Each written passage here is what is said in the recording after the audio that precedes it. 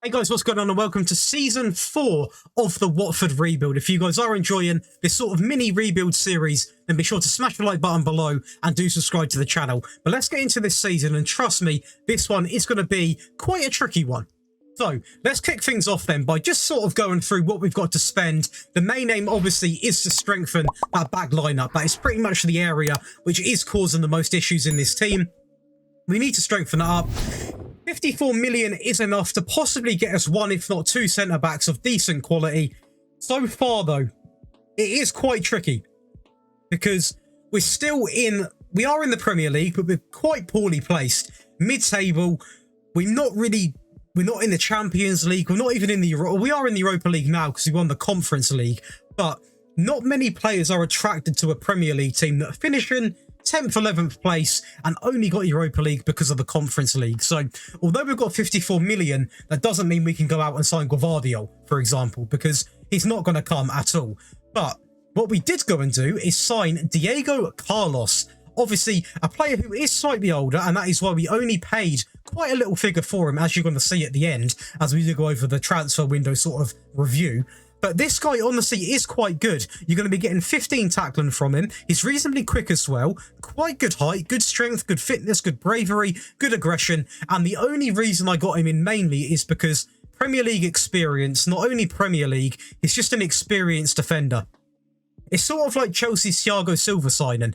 Possibly not as good, but he's 32, probably got a couple of years in him. I'm hoping that this can be the player that can shape up that back line and teach the younger lads that we're going to bring in as well. And for me, as it says there, he is a star player in his prime years. He's not awful by any means. Obviously, he's played for some good clubs. He's played for Nantes, played for Sevilla, played for Aston Villa, obviously. So he has played all types of football in different leagues and has got tons on tons of experience. We partner him alongside Ara Abeyo from Fulham. Now, this guy did cost a little bit more. He is also 27, so slightly older than what we have been going for. But in my opinion, this was needed. We need experience at the back, I think. We've got quite young fullbacks.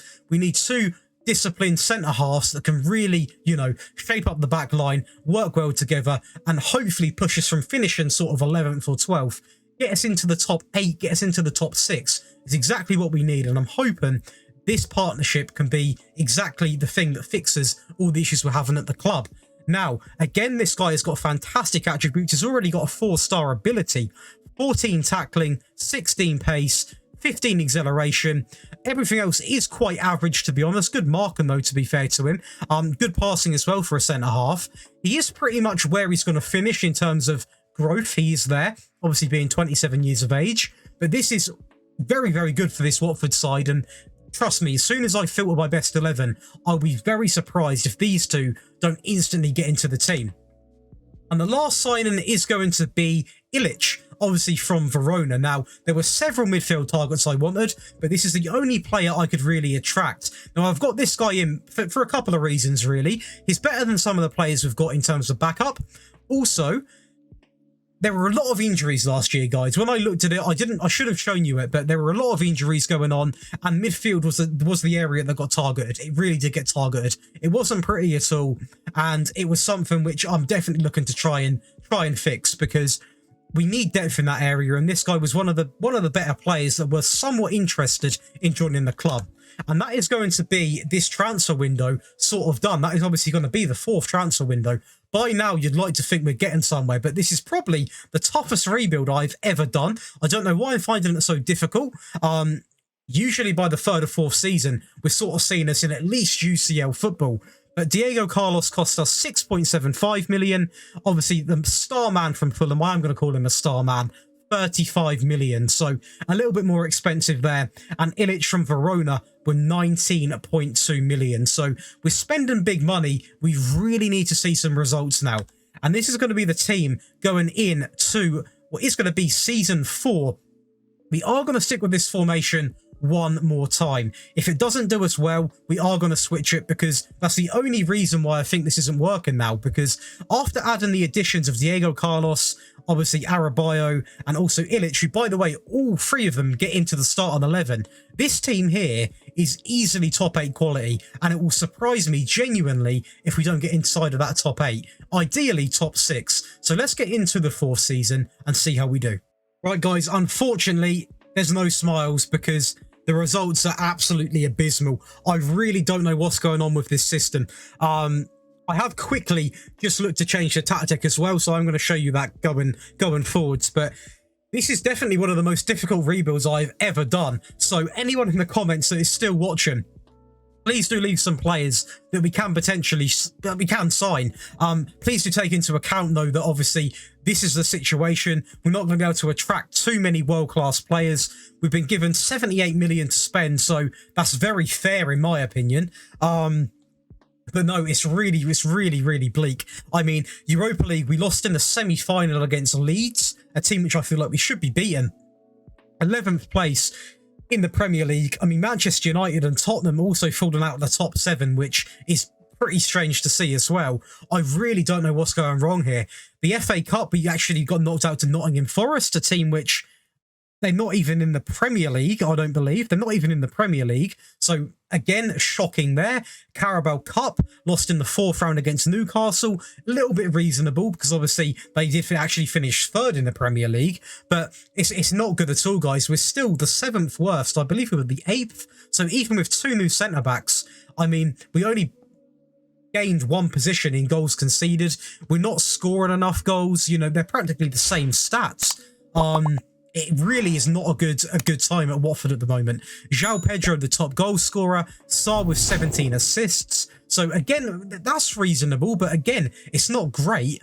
But, no, I was really expecting, guys. I was genuinely really expecting to see us sort of come in and finish around the top 8. I was liking to at least get into the conference. I mean, we've done that before. So with the strengthening we've done, we should easily be around. To be honest, we should be in the 6th or 5th, place spots, and we're nowhere near. We're nowhere near at all. I've checked everything.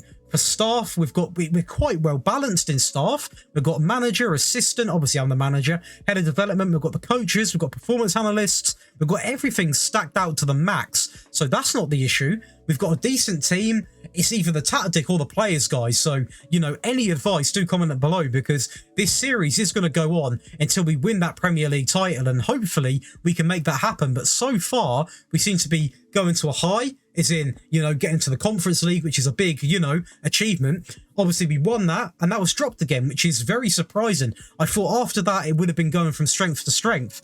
But let's have a quick look at the squad stats anyway. In terms of goals, we've got 44 from Pedro, 20 for Sarr, 14 for Maddison, and then there's a big drop-off, and I think that's the issue.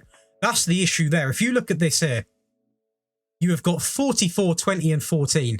Now, even this drop-off from 44 to 20 is quite a drop-off, but it's to be expected. Obviously, João Pedro is the clear goal scorer.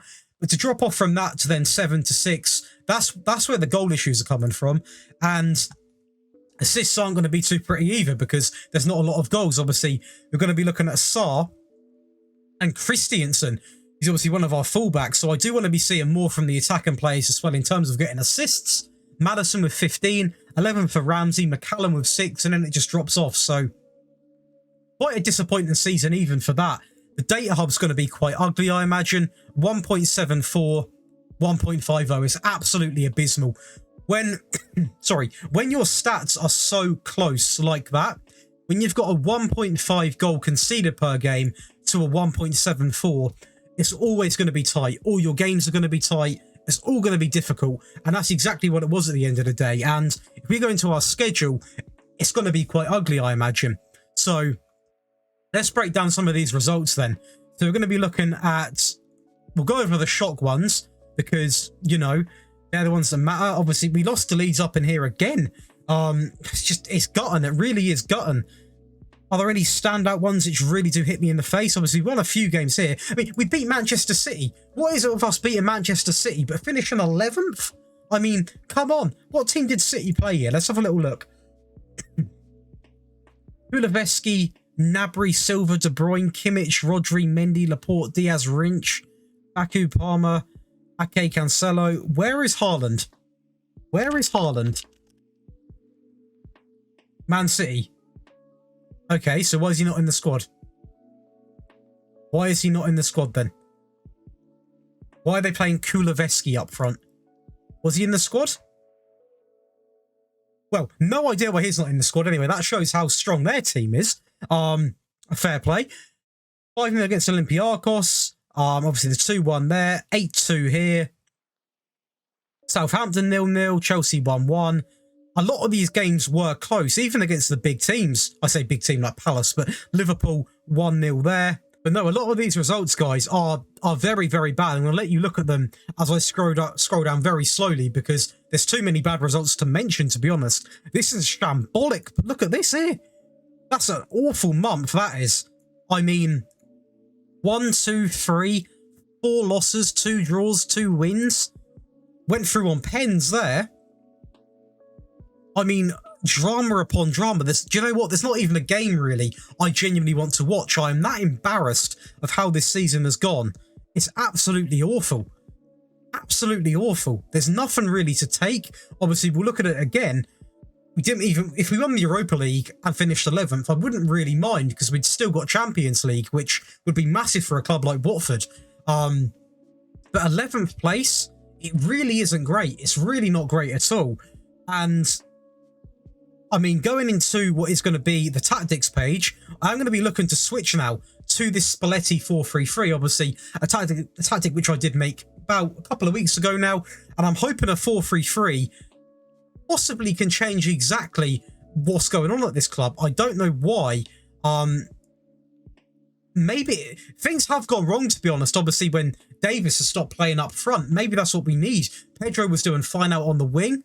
Maybe this is what we need. Maddison in this, Metzala, Ramsey, Madem, McCallum, Diego Carlos. It looks a very good team on paper. So do let me know if you want to see this tactic used next in the next episode. Because like I said, this is going to keep going on until we do manage to win that Premier League trophy. And I'm hoping this can be the system that transforms this team. But no, looking at things, guys, I mean, we need a little bit better plays in most of the positions, to be honest. Even the starting goalkeeper we signed is now only 2.5-star ability. Obviously, the right back is only going to be 2-star.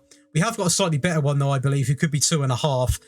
McCallum is going to be 2.5. A lot of low ability players, and possibly this is the other explanation, but the centre-backs are actually really good for this division. Madeir's a fantastic midfielder. Ramsey, Maddison, Pedro. This area upwards is very, very good. This should be doing a lot more, in my opinion. But do let me know what you think, as I keep mentioning, because I'm genuinely at the point now of this rebuild where we've got to start making changes in terms of possibly even selling some of these big players, like a Skrilla, who's not performing, selling him, getting some money in. Because we sell a Skrilla for like 30 million, we've got 100% of the transfer revenue. It's going to put us over to 108 million, nearly 110 million pounds. And we can spend that on several players and hopefully get in to that top 6. So... again, a very disappointing episode, so I do apologise about that. Obviously, it is quite good to have these episodes sometimes, as weird as that is, because it's not fun if everything's going right, is it, at the end of the day? And it is, you know, it's a bit of a community project now. We can all come together and we can fix Watford and hopefully rebuild them into Premier League champions. But that is going to be it for Season 4, guys. Again, not the best in terms of results, but I hope you guys still have enjoyed this video. If you have, be sure to leave a like on it and do subscribe to the channel for much more. But that is going to be it for me today, guys, and I'll see you in the next one.